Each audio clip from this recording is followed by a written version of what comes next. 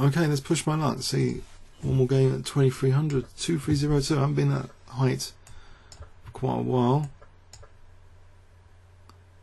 So WolPol now. I think I'll wait here after a6. So he's probably not going to exchange off light square bishops in a hurry. Maybe a6. What else does it suffer from? I can't think at the moment. It stops bishop b5s. So maybe he's going to go for me with g5 soon. I can sack a pawn here for fun.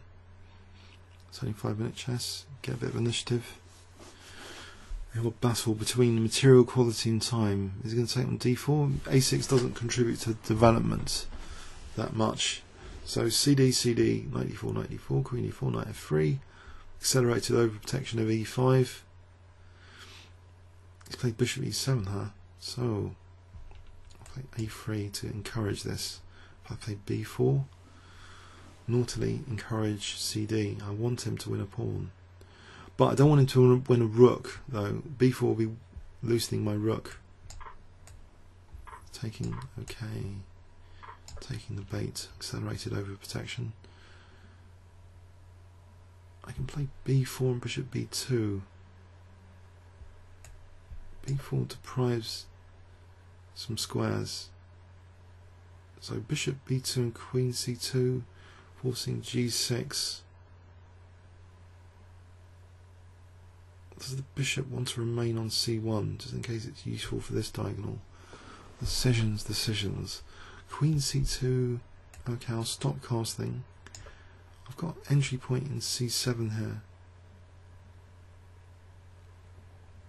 I think that's uncomfortable for black for a 5-minute game. Good over protection. Forcing move alert here, is it justified? Something like queen c8, if that was just backed up by the queen, bishop b6, queen c8 would actually be on. Bishop e3, rook c1, bishop b6. What about that? He plays knight g6, I play rook c1. Bishop b6 might actually be on. I'll go for it. See, that was a turn up. That was a turn up idea. Very strange idea. But he's parried it. Okay. I've still got the connected rooks. His rooks are not connected. So I've got a nice battery here against h7. But he's going to parry that with knight g6. I'm not sure what that move's doing. Can I just seize this c file for a sec? Okay, he's stopping queen c2s actually. But what about b5? He's going to stop b5 now as well, isn't he? This is getting ridiculous. b5 might actually be good, blasting a hole down the b file. Unless there's rook. Oh dear, there's bishop a3. Rook c3 and then b takes. Potentially dangerous. His king's stuck in the centre and he's disrupted his own castling. If I can play takes and queen b7, I'll be threatening rook c8. So the b file will do as an entry area. B file. So bishop a3, rook c3. Knight g6, I take on a6. I play queen b7. He can castle there. b5 and bishop b5 check here.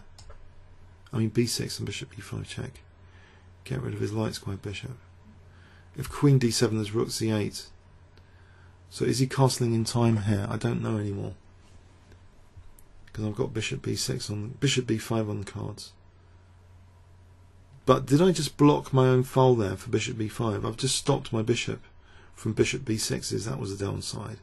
But on the other hand, he did waste time with this bishop a4 to make that important in some way, and I'm swapping it off. I'm getting access to his king. So bishop b5 here. Knight g6, bishop b5 takes. Queen d7, there's rook c8. WolPol. I wonder if he's Polish. Doesn't say. Okay.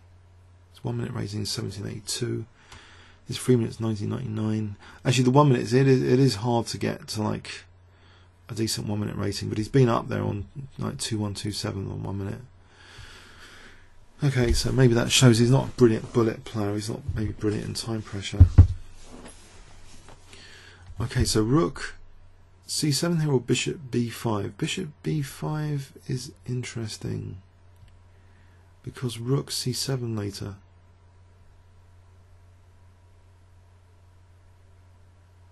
Rook c7, the knight would move. Anything better? Okay, forcing moves again. Bishop a6 takes, that doesn't do anything. b7 is just castles. Bishop b5 takes. If queen b6, rook c8, the knight's pinned. If castles, rook c7. That looks better positionally because I'm winning b7. I'm going to go for that. Just winning b7 will do because the passed pawn looks strong. Play rook c7. Rook on the 7th is also ticking another box. Nxd4 will be happy with a rook on the 7th. Passed pawn as well. If I can take that, but what about this pawn? Is that pawn going away? Doesn't look like it. So do I need to lose my pawn? Can I just play a5, a4? If knight c6, he's not even on e5 yet. So rook b7. Queen can go to e8. I think, is it worth it? Rook b7, bishop a3. Do I need that hassle? I think I'll just play a4.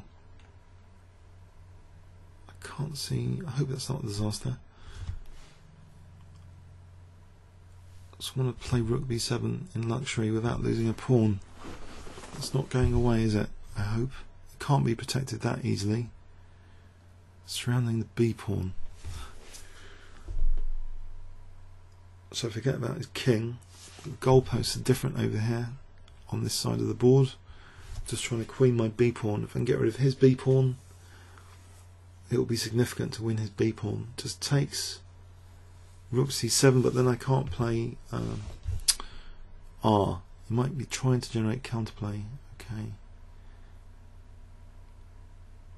I think I'll allow that first one because I've got knight takes e5. There's bishop d6, so I have to start calculating. Knight d7, rook d7, queen goes to e8, and I'm in another pin. Starts to get a bit dangerous.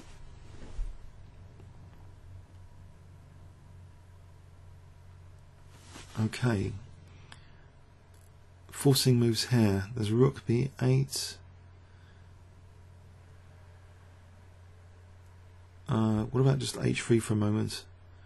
Just giving my king some air. Do I need to do that?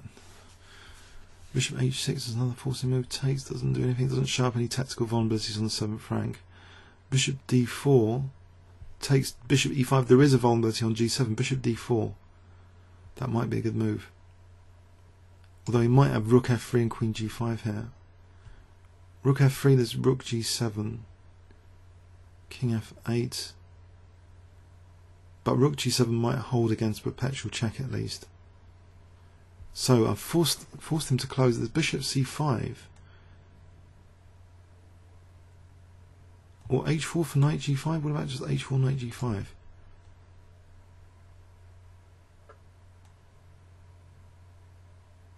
Okay, have I blundered?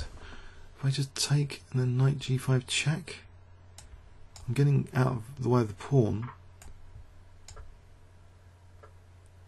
So there's another forcing move, bishop c5. Don't tell me forcing moves just win games after game in simple, ridiculous ways. But it does seem quite crushing. That's the thing. Knight takes e6 or queen d8. Okay, what's another one? Queen d6. And then just knight takes e6. What's another forcing move here? So queen d6. I think I just go queen d6. I could just win the ending surely. Just taking on 2 pawns in a row.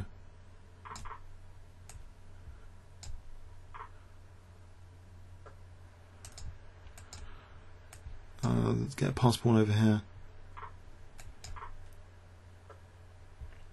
Or pawn queening over here. End of game. Yeah, that was a bit of a crush, if I say so myself. Yeah, I think, yeah, I've got a confidence in my game today. I think which I didn't have maybe before. I don't know.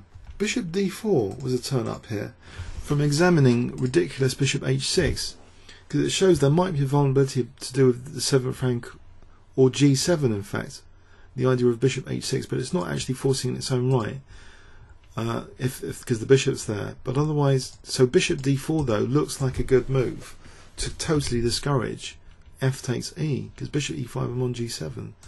So then I've got access to g5 and it's all over. Comments or questions on YouTube? Thanks very much. 2316. I'm close to my peak rating. I'm getting closer anyway. Thanks very much.